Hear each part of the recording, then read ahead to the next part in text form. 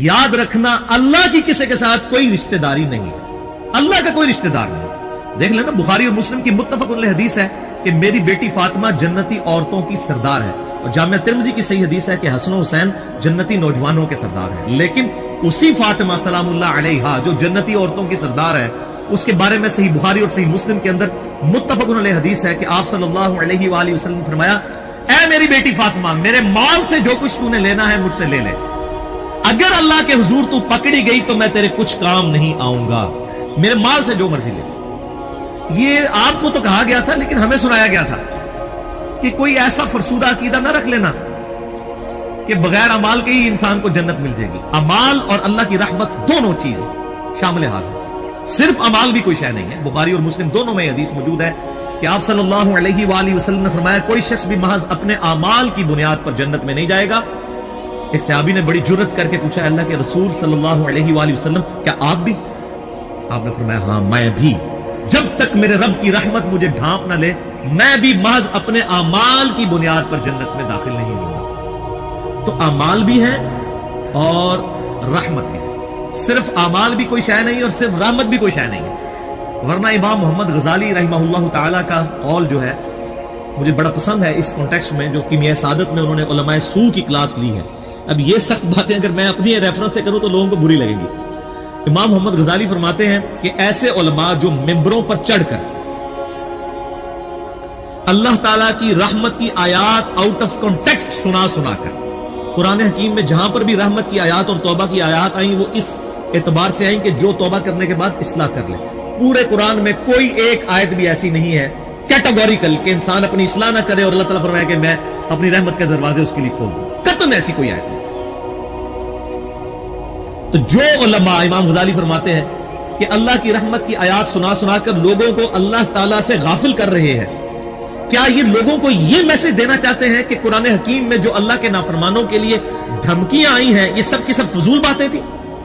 और अंबिया किराम अलैहिस्सलाम जो अल्लाह के अजाब से डराते रहे, ये सिर्फ शुगल मेला था और आखिरत में कोई पकड़ नहीं होनी? ऐसे उलमा वाजिबुल कत्ल है।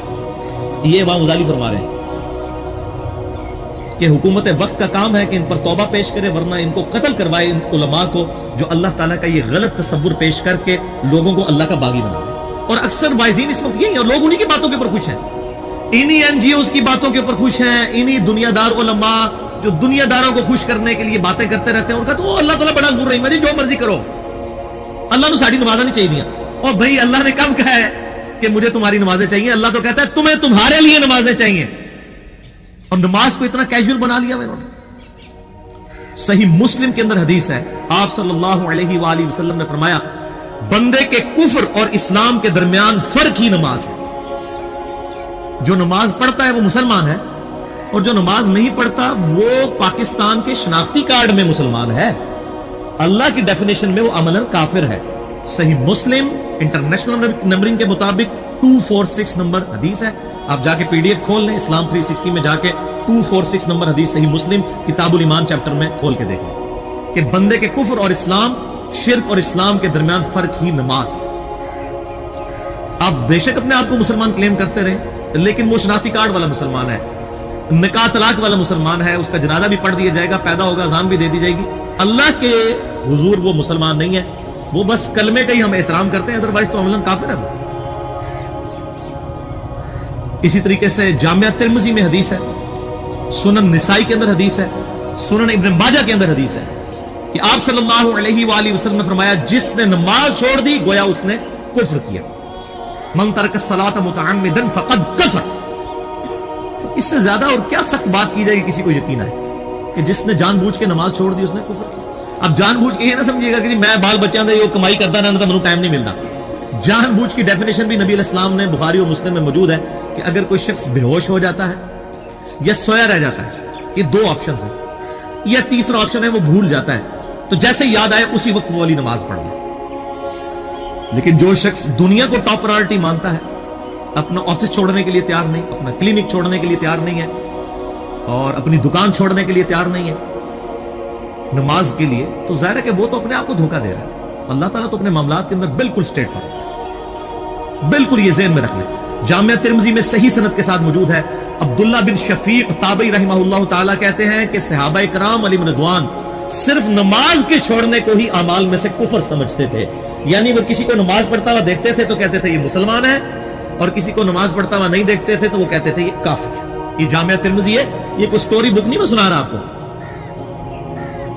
मुस्नद अहमद में सही सनद के साथ हदीस है, नबी सल्लल्लाहु अलैहि वसल्लम ने माज इब्न जबल से फरमाया, माज अल्लाह के साथ किसी को शरीक न ठहराना, हाँ तुम्हारे टुकड़े टुकड़े कर दिए जाए, तुम्हें सूली पे चढ़ा दिया जाए, तुम्हें आग में जला दिया जाए, अल्लाह के साथ किसी को शरीक न ठहराना, और माज नमाज भी ना छोड़ना, क्योंकि जिसने नमाज छोड़ दी अल्लाह ताला के जिम्मे करम से वो निकल गया, अल्लाह के हुजूर उसके लिए कोई हिस्सा नहीं है जिसने नमाज छोड़ दी। कितना क्रिटिकल इशू।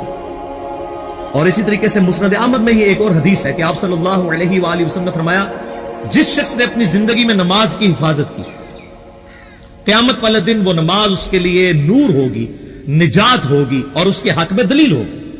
और जिसने नमाजों की हिफाजत नहीं की उसके लिए क़यामत वाले दिन कोई निजात, कोई नूर और कोई दलील नहीं होगी, उल्टा उसका हशर कारून, फिरौन और उबई इब्न खलफ के साथ होगा। वलियादु बिल्लाहि ताला।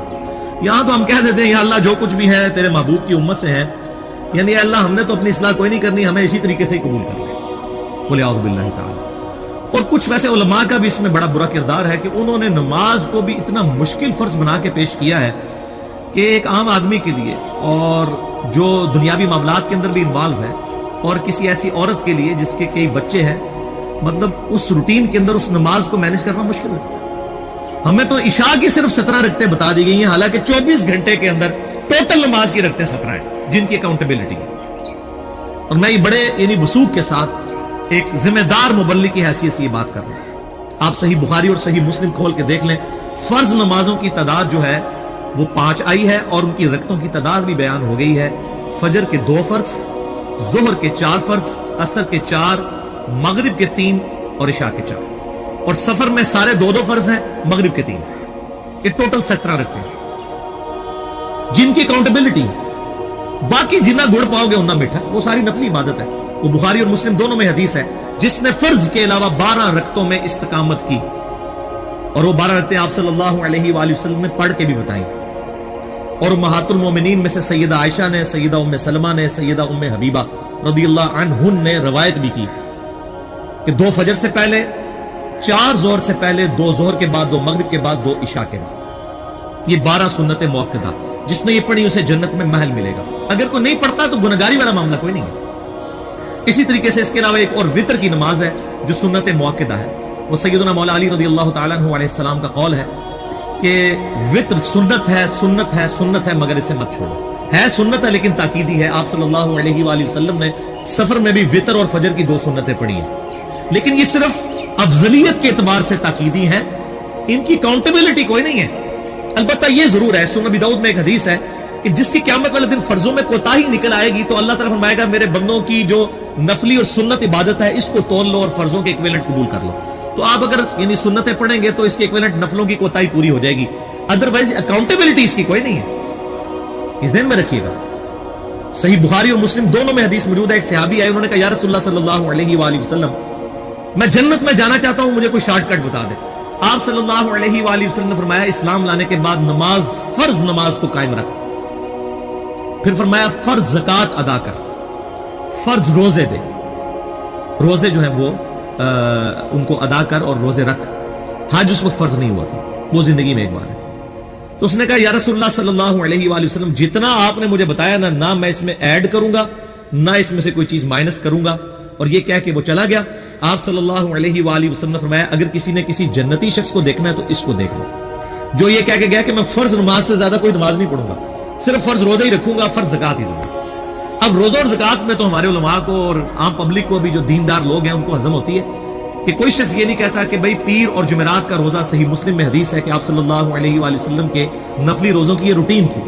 कोई आपको ये नहीं कहेगा कि जिसने जुमेरात और पीर का रोजा ना रखा उसके रमजान के रोजे ही कबूल नहीं होंगे, वो कहता है, क्योंकि उनको पता वो नफली है। इसी तरीके से ज़कात तो सिर्फ 2.5% है ना, बाकी तो नफली सदकात है जितने मर्जी दें।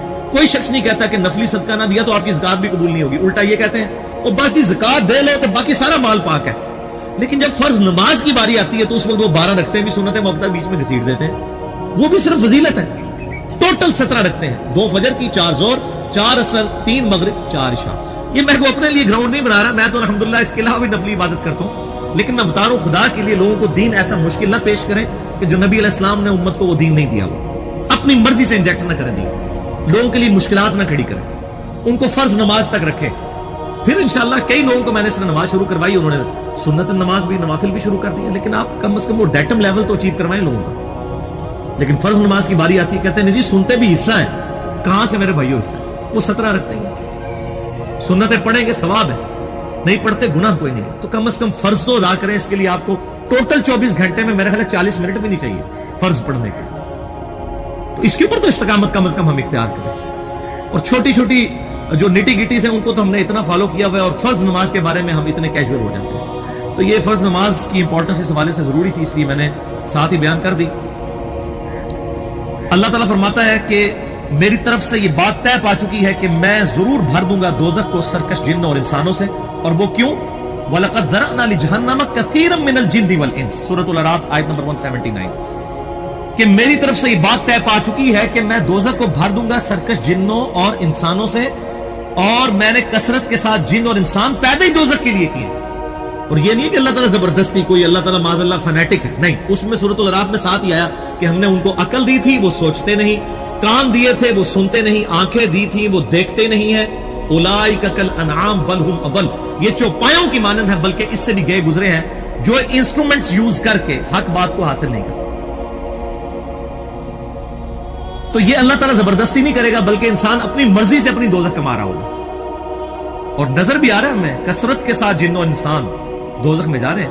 بخاری اور مسلم کی حدیث ہے، قیامت والے دن اناؤنسمنٹ ہوگی کہ اے آدم علیہ السلام، تن جنتیوں اور دوستیوں کو الگ کرو.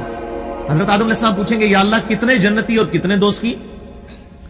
تو اللہ تعالیٰ فرمائے گا ہر 1000 میں سے 999 دوست کی اور صرف 1 جنتی. یہ ریشو پروپورشن ہے.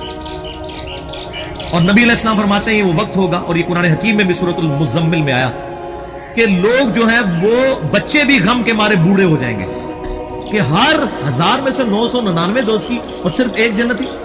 لیکن دنیا میں لوگ کہتے ہیں وہ 1 جنتی میں ہی ہوں گا.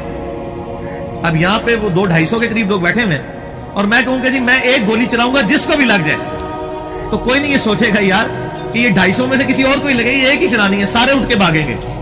لیکن آخرت کے معاملے میں ہم بے فکر ہیں، حالانکہ وہاں پہ 1000 میں سے 999 دوست کی اور صرف 1 جنت کی. وہ پنجابی کہتے ہیں نا، عقل نہ ہوئے تو موجیں ہی موجاں، عقل ہوئے تو سوچیں ہی سوچیں. جن کو عقل نہیں ہے نا وہ موجوں کی زندگی گزار رہے ہیں، لگ پتہ جائے گا. جو سیدنا علی رضی اللہ تعالیٰ عنہ علیہ السلام کا قول ہے کہ انسان سویا ہوا ہے، جب مرے گا جاگ اٹھے گا. اوہ یہ کیا ہوا؟ اصل زندگی تو یہ تھی. تو یہ بڑا سیریس معاملہ ہے، اس میں ہمیں سیریس ہونے کی ضرورت ہے. اللہ تعالیٰ فرماتا ہے فذوقوا بما نسیتم لقاء یومکم ھذا، پس چکھو اس عذاب کا مزہ کہ جو تم دنیا میں ہماری ملاقات کو بھلا بیٹھے تھے. انا نسیناکم، آج ہم بھی تمہیں بھول جائیں گے، تمہارے حال پہ تمہیں چھوڑ دیں گے.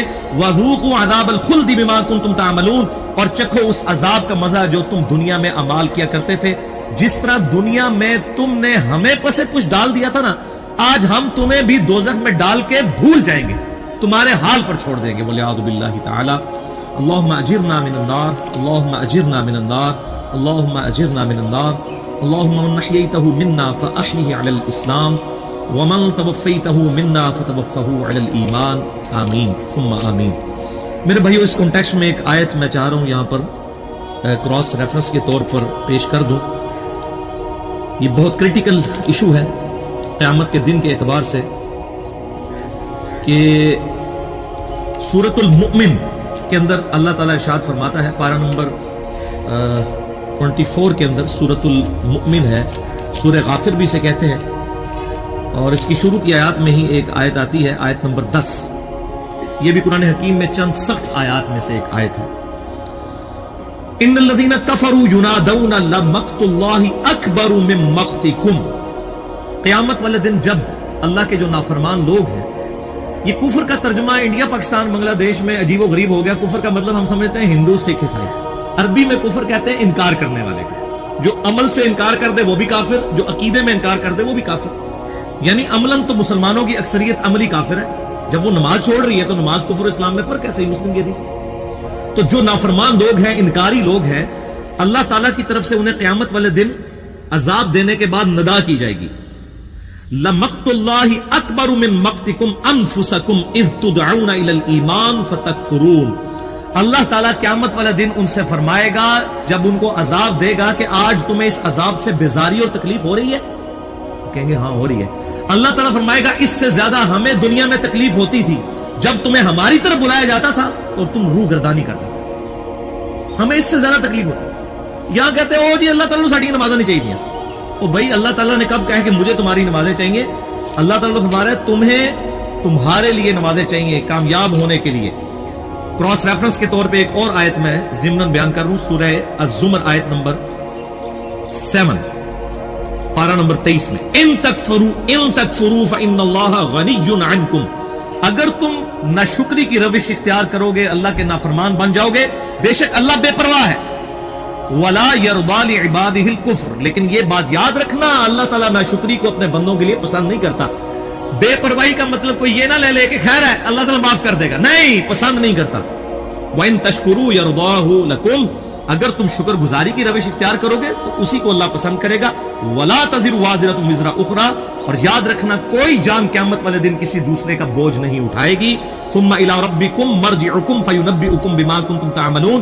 اس کے بعد تمہیں لوٹ کر تمہارے رب کے پاس جانا ہے، وہ تمہیں بتا دے گا جو کچھ تم دنیا میں اعمال کیا کرتے تھے. إِنَّهُ عَلِيمٌ بِذَاتِ الصُّدُورِ، بے شک اللہ تعالیٰ